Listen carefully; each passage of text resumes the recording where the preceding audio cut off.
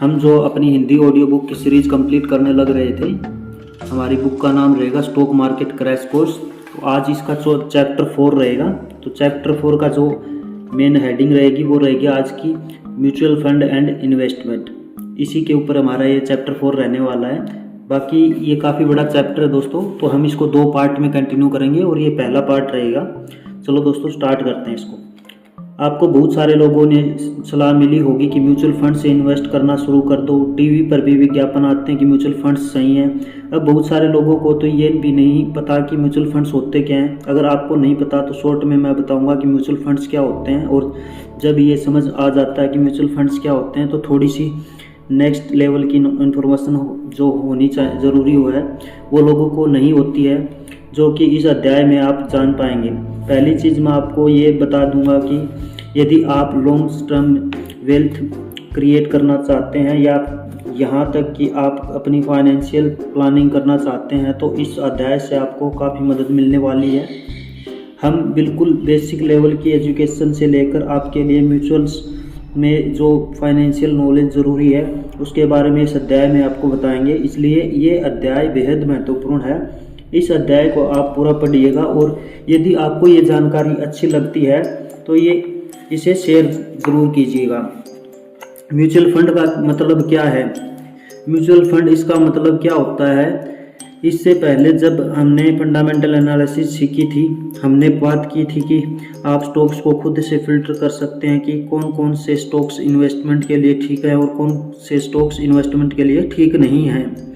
उसके बाद हमने ये भी बात की थी कि आप चाहे जो स्टॉक्स के अंदर भी SIP कर सकते हैं, यानी कि आप महीने की एक तय तारीख पर एक ही स्टॉक में इन्वेस्ट कर सकते रहे हैं।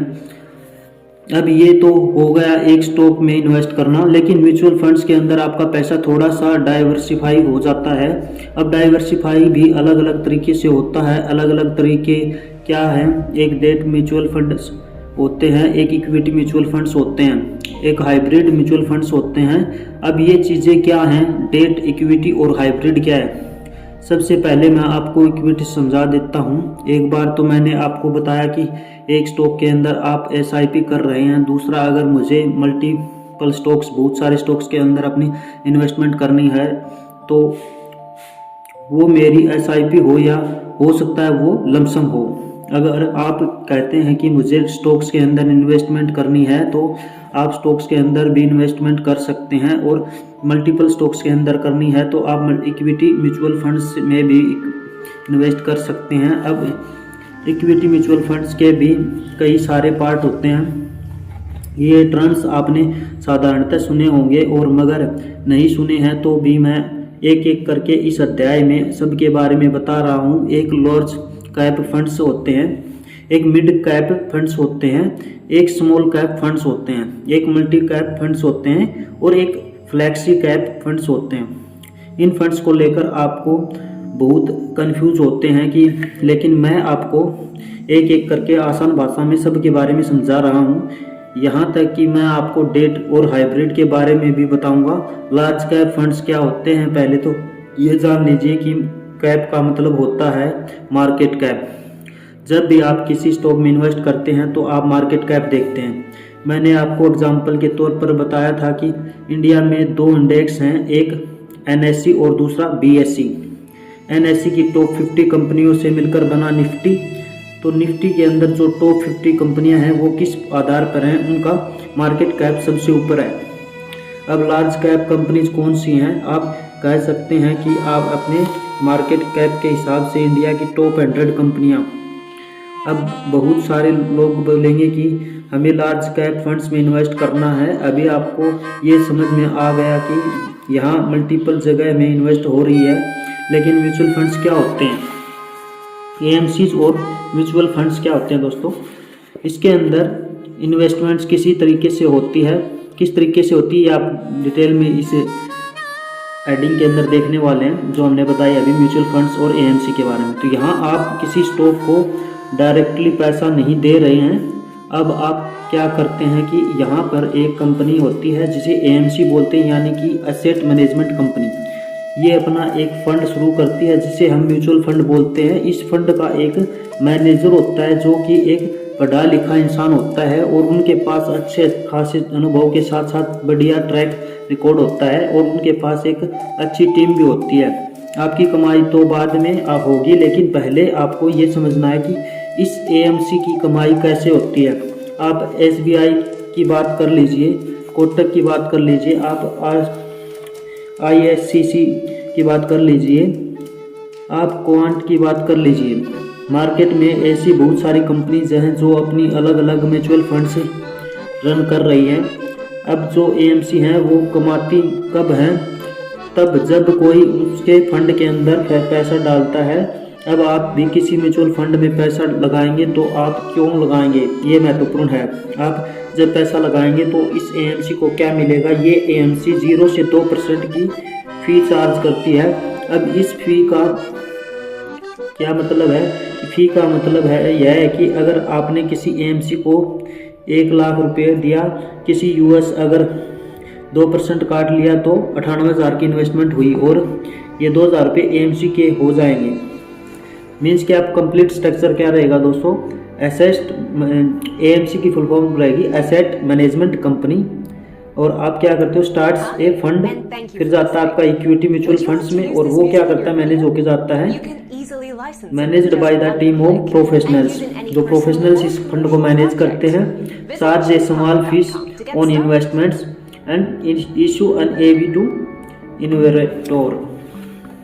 मीन्स क्या होता है? जो टीम होती है वो मैनेजर्स की, वो आपके फंड को आगे इन्वेस्ट करती है अपने एक्सपीरियंस के बेसिस पे। अब आप अकेले तो हैं नहीं कि जिसने 1 लाख रुपए लगाया होगा। मान लेते हैं कि उस एएमसी के पास ऐसे 10,000 लोग हैं, तो 10,000 इंटू 2000 के हिसाब से आप उसकी कमाई का अंदाज़ा लगा सकते हैं। मीन्स 10,000 पर्सन उसके पास है, पर बंदे से 2,000 रुपये भी उसको कमीशन जा रहा है उस चीज़ का। तो आप ये कैपिटल कैलकुलेट कर सकते हो वो कितना कमा रही होगी एएमसी, क्योंकि इन फंड मैनेजर्स की सैलरी निकलनी है और एएमसी को भी कमाना है। उनका मेन पर्पज़ यह है कि आपको भी वो रिटर्न तो देंगे ही, लेकिन उन्हें आप इसे ये 2% की फ़ीस चार्ज करनी होती है। 2% थोड़ा ज़्यादा है। आप ज़्यादातर देखेंगे कि 1% की फ़ी चल रही है। 1% से कम हो सकता है अच्छी हो, कभी कभी ज़्यादा भी ठीक हो सकती है। इस पर भी हम एनालिसिस करेंगे, लेकिन आपको ये समझना ज़रूरी था कि जब आप म्यूचुअल फंड्स में इन्वेस्टमेंट करते हैं तो आप एएमसी को पैसा देते हैं, और जब आप एएमसी को पैसा देते हैं तब आपका पैसा एक म्यूचुअल फंड के अंदर लगता है, जो कि एक म्यूचुअल फंड मैनेजर संभाल या देख रहे हैं। क्योंकि ये लोग अनुभवी होते हैं, इनके पास अच्छा खासा एक्सपीरियंस होता है, इन्हें पता है कि पैसा कहाँ लगना है। अब जब हम लार्ज कैप की बात कर रहे हैं तो इंडिया में सेबी हो गया और एएमएफआई जैसी बड़ी बड़ी संस्थाएं कंट्रोल करती हैं कि आपका पैसा खराब ना हो और आपके साथ कोई धोखाधड़ी ना हो, कि फिर भी आपको अपना दिमाग लगाना है। अब आप अपना दिमाग कैसे लगाएंगे, उसी के लिए आप ये अध्याय पढ़ रहे हैं। आपको आज ये क्लियरिटी मिल जाएगी कि अपने गोल के हिसाब से म्यूचुअल फंड के अंदर कहाँ इन्वेस्ट करना है। यहाँ पर इक्विटी के अंदर लार्ज कैप के बारे में मैंने आपको बताई कि जिन कंपनियों का मार्केट कैप ज़्यादा है। आईपीओ, एनएफओ एंड एनएवी क्या होता है दोस्तों? आप जैसे इन्वेस्टमेंट करते हैं तो आपके पैसे कहाँ पे जाते हैं? स्टॉक्स में जाएंगे। स्टॉक्स क्या होते हैं? आईपीओ के अंदर आते हैं, और आईपीओ के अंदर क्या आते हैं? शेयर्स आते हैं कंपनी के। सेकंड चीज़ क्या रहेगी? म्यूचुअल फंड में अगर हमारा पैसा जाता है तो वो जाएगा एनएफओ के पास, एनएफओ का पैसा जाएगा एनएवी के पास। जैसे स्टॉक मार्केट में कोई स्टॉक लिस्ट होता है तो वो अपना आईपीओ इनिशियल पब्लिक ऑफरिंग निकालते हैं। इसी तरीके से म्यूचुअल फंड के केस में एनएफओ न्यू फंड ऑफरिंग होता है, इसलिए कोई भी नया फंड आएगा तो वो न्यू फंड की ऑफरिंग देगा। लेकिन यहाँ पर थोड़ा सा सिस्टम अलग है। जब भी कोई म्यूचुअल फंड आता है तो यहाँ पर म्यूचुअल फंड्स किस तरीके से काम करते हैं आइए जानते हैं। जब आप और बहुत सारे लोग म्यूचुअल फंड को पैसा दे देते हैं, एएमसी को पैसा दे देते हैं, तो वो आपकी ओर से इन्वेस्टमेंट करते हैं। मीन्स एएमसी जो होती है वो आपकी तरफ से इन्वेस्टमेंट करेगी और आपको अपने फंड्स की कुछ यूनिट्स दे देते हैं, जिन्हें हम एनएवी बोलते हैं। अब ये NAV जितना ऊपर जाएगी हमें उतना ज़्यादा फायदा होगा, लेकिन जब कोई म्यूचुअल फंड आकर अपना NFO कर रहा है तो वो क्या करने वाला है, वो बहुत सारे स्टॉक्स में ही तो पैसा लगाएगा और कुछ टाइम बाद जाकर उसकी कुछ ग्रोथ आएगी। इसलिए मेरे हिसाब से NFO में इन्वेस्ट करना मूर्खतापूर्ण है।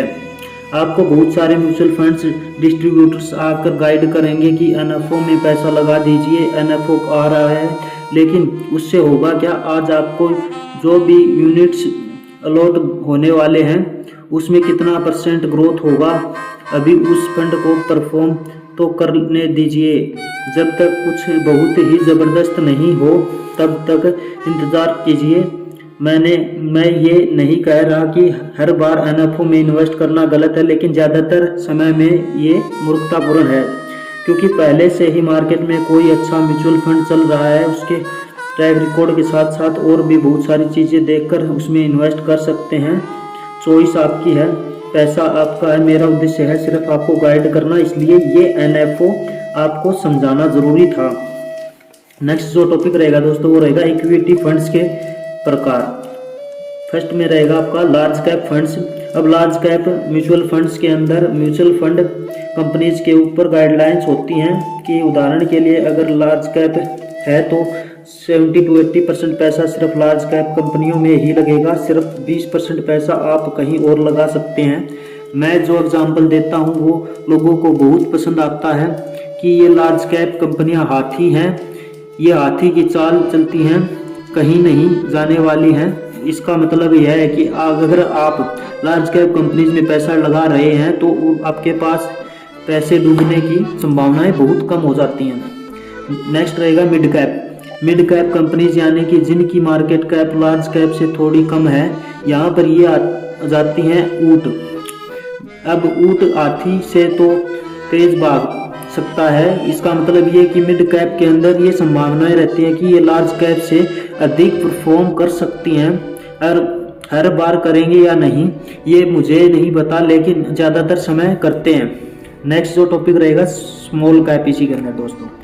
अब इसके बाद स्मॉल कैप आ जाता है। अब आप कहेंगे कि स्मॉल कैप में तो घोड़े आ गए, सारा पैसा इसमें लगा देते हैं, मगर यहाँ पर घोड़ों के साथ कुछ गधे भी होते हैं, इसलिए यहाँ पर आपका रिस्क बढ़ जाता है। लार्ज कैप में रिस्क कम है, मिड कैप में रिस्क लार्ज कैप से अधिक है, और स्मॉल कैप के अंदर आप लार्ज कैप और मिड कैप दोनों से अधिक रिस्क है, मगर जितना ज़्यादा रिस्क है रिटर्न भी उतनी ही अधिक संभावनाएं होती हैं, लेकिन कुछ वर्षों में।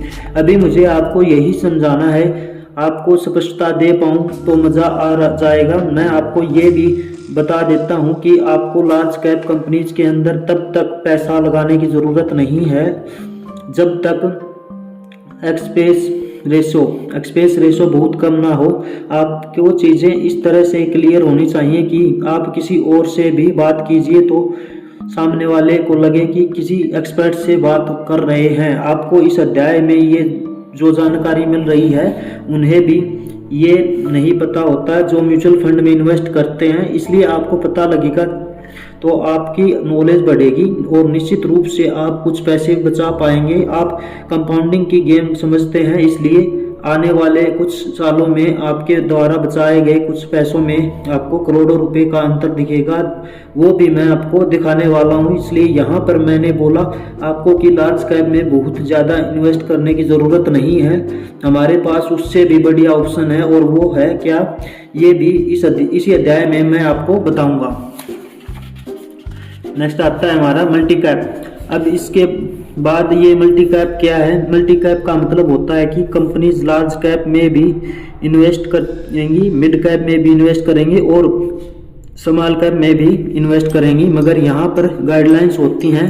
जो मल्टी कैप कंपनी है उसे बताना पड़ेगा कि कितना पैसा है, कहाँ है, कितना पैसा लार्ज कैप में, कितना पैसा मिड कैप में और कितना पैसा स्मॉल कैप में इन्वेस्ट करना है। मीन्स क्या, मल्टी कैप के अंदर दोस्तों आ जाता है कि आपका पैसा तीनों जगह लगेगा, लार्ज कैप में भी लगेगा, मिड कैप में भी लगेगा, स्मॉल कैप में भी लगेगा, लेकिन डिसीजन आप लोगे कि किस चीज में कितना पैसा आपका इन्वेस्ट होना चाहिए।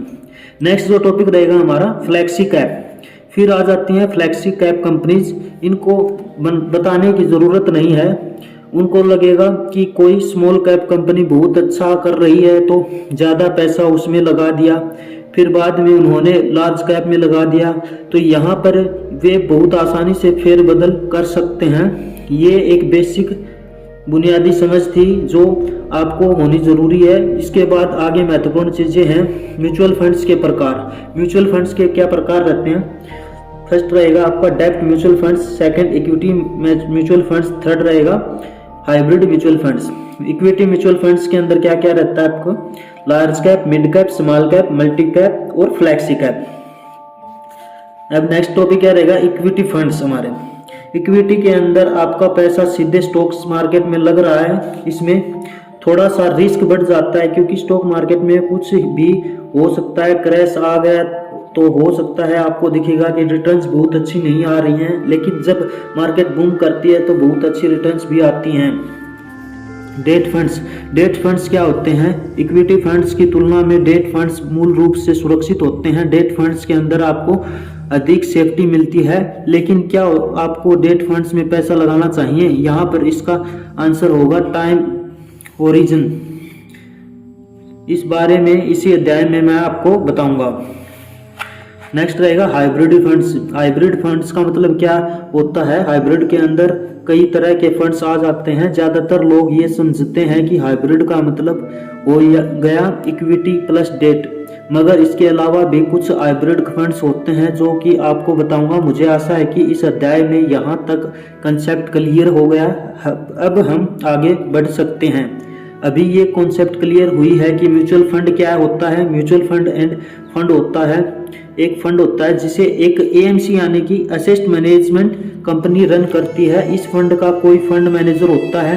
लोग फंड के अंदर पैसा डालते हैं और उसके बदले हमें यूनिट्स यानी कि NAVs मिलते हैं। अगर हमें शेयर मार्केट के अंदर पैसा लगाना होता है या तो हम स्टॉक्स के अंदर पैसा लगाकर SIP कर सकते हैं, या फिर अगर हम अपने पैसे को डाइवर्सिफाई करना है तो इसके लिए हम इक्विटी म्यूचुअल फंड से सिलेक्ट कर सकते हैं, जिसके अंदर हमारे पास मल्टीपल सेगमेंट्स हैं कि हम large cap, mid cap, small cap, multi cap और फ्लेक्सी कैप में पैसा लगा सकते हैं। अगर हमें थोड़ा सा सेफ जाना है तो फिर हमारे पास डेट फंड्स का ऑप्शन आज होता है।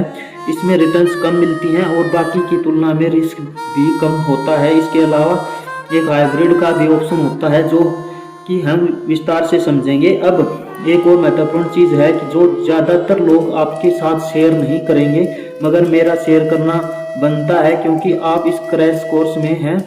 मैं चाहता हूं कि आप सब कुछ सीखें। एक्सपेंस रेशो के ऊपर बहुत सारे लोग बात करते हैं, हमने भी बात की कि 0 से 2% तक बहुत ही कुछ भी हो सकता है, मगर एक और चीज़ होती है जिसे AMCs पैसा कमाती हैं। अगर आपको ये नहीं पता तो आपका नुकसान हो सकता है, वो है एग्जिट लोड। बहुत सारे लोग मुझसे एक सवाल पूछते हैं कि सर आज हम म्यूचुअल फंड में इन्वेस्ट कर रहे हैं, वो ठीक है, हमने इन्वेस्टमेंट किया और पैसा बढ़ भी गया, अब हमें अपना पैसा चाहिए तो क्या ये पैसा आराम से वापस मिल जाएगा? जी हाँ, पैसा बिल्कुल आराम से मिल जाता है। 2 दिन में आपके पास पैसा आ जाएगा। अगर आप लॉक इन पीरियड से पहले पैसा निकाल रहे हैं तो एग्जिट लोड लगता है, यानी कि आपने एग्जिट किया तो आपको एक लोड लगेगा। लोड मतलब कमीशन। अब ये कमीशन 1% तो एवरेज है, ये 4% तक भी हो सकती है, ये 0 भी हो सकती है। मीन्स क्या है दोस्तों, अगर हम अपनी म्यूचुअल फंड्स के अंदर इनके अंदर पैसा लगाते हैं दोस्तों, एग्जिट लोड का मतलब क्या हुआ? हम जो भी अपनी इन्वेस्टमेंट्स करते हैं इन फंड्स के अंदर, अगर अपना लॉक इन पीरियड टाइम 5 साल का हमने रखा है, 10 साल का जो रखा है, अलग अलग कंडीशंस के अकॉर्डिंग अलग अलग टाइम प्लान हम करते हैं अपने अपने अकॉर्डिंग, फाइनेंशियली जो कंडीशंस हम रखते हैं, तो जिसके अंदर क्या रहता है, अगर आप 2 साल में 3 साल में मतलब अपना टाइम पीरियड पूरा होने से पहले पैसा निकाल रहे हो, उसके अंदर एक एग्जिट लोड लगता है, यानी कि आप पहले पैसा निकालते हो। तो वो चीज़ें कन्फर्म करनी ज़रूरी होती हैं जिस भी AMC के पास हम अपना पैसा डाल रहे हैं कि वो कितना रेट ऑफ इंटरेस्ट लगाते हैं, मतलब एग्जिट लोड कितना डालेंगे अगर हम बीच में अपना पैसा उस फंड से निकाल रहे हैं तो। बाकी दोस्तों इसके आगे हम शुरू करते हैं। अगर आप म्यूचुअल फंड्स में इन्वेस्ट करते हैं और लॉक इन पीरियड से पहले पैसा बाहर निकाल लेते हो तो 0 से 4% तक एग्जिट लोड लगता है। अब एग्जाम्पल के लिए आप कहते हैं कि मेरा 25,000 रुपये इकट्ठा हो गया था और आपको 6 महीने के अंदर ही वो 25,000 रुपये बाहर चाहिए। अगर आपका 1% का एग्जिट लोड लगा तो आपके 250 रुपये मीन्स 250 रुपये कट जाएंगे और बाकी के पैसे आपको मिल जाएंगे। इसलिए ये आपको समझना ज़रूरी है। अब आपको कैसे पता लगेगा कि एग्जिट लोड कैसे लगता है, एक्सपेंस रेशियो क्या होता है, इसके लिए फिर से हम लॉग स्क्रीनर का प्रयोग करेंगे। इससे आपका भी काम आसान हो जाएगा। मैं आपको दिखाता हूँ कि ये कैसे काम करता है। उदाहरण के लिए मैं यहाँ पर टिकर टेप यूज करने वाला हूँ। आप इसे स्टॉक स्क्रीनिंग के लिए भी यूज कर सकते हैं। और अभी हम म्यूचुअल फंड भी की स्क्रीनिंग इसी से करने वाले हैं। यहाँ तक कि मैं आपको एक एक करके बताऊंगा कि जो कॉन्सेप्ट्स मैंने इस अध्याय में आपको बताए हैं वो यहाँ पर कैसे दिखेंगे। आप जब यहाँ पर स्क्रीनर पर क्लिक करते हैं तो आपको म्यूचुअल फंड स्क्रीनर दिखेगा। मैंने इसे पहले से ही ओपन करके दिखा रखा है। अब आप यहाँ पर कैटेगरी देखिए। जैसे मैंने इक्विटी की बात की, डेट की बात की, हाइब्रिड की बात की, हमने इन तीनों चीज़ों के बारे में आपसे बात की। अब आप कहेंगे कि कमोडिटी क्या होता है। आप चाहे तो म्यूचुअल फंड के जरिए गोल्ड में भी इन्वेस्ट कर सकते हैं। ज़्यादातर आपको यहाँ पर दिखेगा कि गोल्ड में ही इन्वेस्टमेंट हो रहा है। आप चाहें तो डिजिटल गोल्ड भी खरीद सकते हैं, वो आपकी चॉइस है। और अदर्स के अंदर फिर चिल्ड्रेन और मैरिज इत्यादि आ जाता है। हम इसकी प्लानिंग खुद ही अपने हिसाब से कर सकते हैं, तो उसकी ज़रूरत यहाँ पर नहीं है। जिन चीज़ों की ज़रूरत है पहले उसके ऊपर बात कर लेते हैं। मैंने बोला था कि पता कैसे लगेगा। उदाहरण के लिए इक्विटी के अंदर आप इंटरेस्टेड हैं, इसमें बहुत सारी चीज़ें होती हैं। कॉन्ट्रा फंड्स, लार्ज कैप और इंडेक्स फंड्स भी इसमें होते हैं। इसके ऊपर ही हमें बात करनी है। अभी एग्जांपल के लिए आप कहते हैं कि लार्ज कैप और मिड कैप दोनों को सिलेक्ट कर लेता हूं, इसलिए यहाँ पर ऐसे फंड्स आ गए जो लार्ज और मिड दोनों में पैसा लगाते हैं। अब आपने देखा कि यहाँ पर तो बहुत सारे हैं। कैनरा का है, कोटक का है, एक्सिस का है, एसबीआई का है। यहाँ पर आपको AUM भी दिख रहा है। AUM का मतलब होता है एसेट्स अंडर मैनेजमेंट, यानी कि ये लोग अभी कितना पैसा संभाल रहे हैं, इस फंड के अंदर कितना पैसा लगा हुआ है। इसके बाद आता है CAGR, यानी कि कंपाउंडेड एनुअल ग्रोथ रेट। क्या है ये? हमें बताता है कि इसने साल दर साल कितने % का रिटर्न दिया है। एग्जाम्पल के लिए कोटक में 21% का इंटरेस्ट दिख रहा है। अब यहाँ पर 0.59 का एक्सपेंस रेशियो है, ये 1% से कम है। इसके ऊपर हम बात करेंगे। 1% से ऊपर भी ठीक हो सकता है और 1% से कम तो साधारणतः ठीक ही है। एग्जिट लोड देखने के लिए हम फिल्टर एंड का कर सकते हैं। अगर ये 0.59 है तो ठीक है। अब इसके बाद जो महत्वपूर्ण चीज़ आएगी वो देखिए। मैं यहाँ पर एक ऐड फिल्टर करूँगा और मुझे चाहिए एग्जिट लोड की। जिस एग्जिट लोड की मैं बात कर रहा था वो यहाँ पर आ गया। अगर आप किसी फंड में एंट्री कर रहे हैं तो आपको एग्जिट लोड देखना ज़रूरी है। हम होराइजन पर भी बात करेंगे, लेकिन यहाँ पर एग्जाम्पल के लिए आपने कोटक इक्विटी फंड के अंदर पैसा लगाया और एग्जिट लोड 1% का है। अब आप एक फंड देखते हैं जो कि SBI का है, लार्ज एंड मिड फंड। इसके अंदर एग्जिट लोड सिर्फ 0.10 है। यहाँ पर आपको एग्जिट लोड कम लग रहा है। एक्सपेंस रेशियो इसका ज़्यादा है। कंपनी को तो कमाना है, अब वो यहाँ से कमाए या वहाँ से कमाए, इसलिए ये भी देखना ज़रूरी है। अच्छा, आपको अपने दिमाग में एग्जिट लोड तब लाने की ज़रूरत नहीं है जब आपका होराइजन लॉन्ग टर्म का है। फिर ये एग्जिट लोड आपको ज़्यादा परेशान नहीं करेगा, क्योंकि आपका जो भी होराइजन लॉक इन पीरियड होगा आपका जो भी, उसके ऊपर आपकी इन्वेस्टमेंट होगी। तो ठीक है, ये एक बेसिक चीज़ थी जो आपको दिखानी ज़रूरी थी कि एग्जिट लोड भी लगता है। और अगर आपको मेरी बात पर भरोसा नहीं हो रहा है तो मैं अभी आपको दिखाता हूँ एग्जांपल के लिए। अभी मैंने इक्विटी सिलेक्ट कर लेता हूँ और एग्जिट लोड आप देखिए, कई कंपनियां 2% का भी एग्जिट लोड चार्ज करती हैं। अगर मैं यहीं पर आगे देखूं तो एग्जिट लोड 4% का भी होता है, यानी 4% का एग्जिट लोड लगेगा। Expense ratio 1:28। ऐसे में कंपनियां तो कमा ही रही हैं, फिर वो आपको जो भी रिटर्न्स दे रही हैं वो भी आप देख सकते हैं, ये देखना ज़रूरी है। और इसी के लिए मैंने बताया कि आप स्क्रीनर को तो यूज कर सकते हैं, यहाँ पर बहुत सारे हैं तो हमें कंफ्यूज नहीं होना है। आपको जो चीज़ें बताई हैं वो महत्वपूर्ण हैं। इंडेक्स फंड्स आपको बताने ज़रूरी हैं। आपको हाइब्रिड भी दिखना था कि ये क्या है। हाइब्रिड के अंदर यहाँ पर दिख रहा होगा कि आर्बिट्रेज फंड्स मिलते हैं। आर्बिट्रेज बेसिकली ये होता है कि हम प्राइस डिफरेंस का फ़ायदा उठाते हैं। मैं आपको बताता हूँ कि प्राइस डिफरेंस का फ़ायदा क्या है। एग्जाम्पल के लिए आप रिलायंस का शेयर देखते हैं, ये NSE और BSE दोनों पर है, लेकिन आपको NSE और BSE पर भी कभी दिखेगा कि 50 पैसे का फ़र्क आ रहा है, फिर सिर्फ 50 पैसे का। आपके लिए वो 50 पैसा ज़्यादा नहीं है, लेकिन जब हज़ारों करोड़ों से ट्रांजैक्शन हो रही है तब 50 पैसे से भी लाखों करोड़ों रुपए कमाए जाते हैं।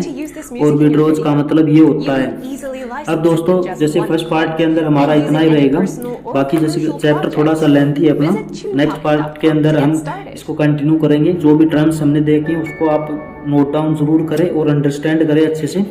बाकी इसकी जो नेक्स्ट कंसेप्ट हमारा रहेगा इसी चैप्टर के अंदर, मल्टी एसेट एलोकेशन क्या है, ये पार्ट 2 के अंदर आपको मिल जाएगा। ओके दोस्तों, हैव ए गुड डे।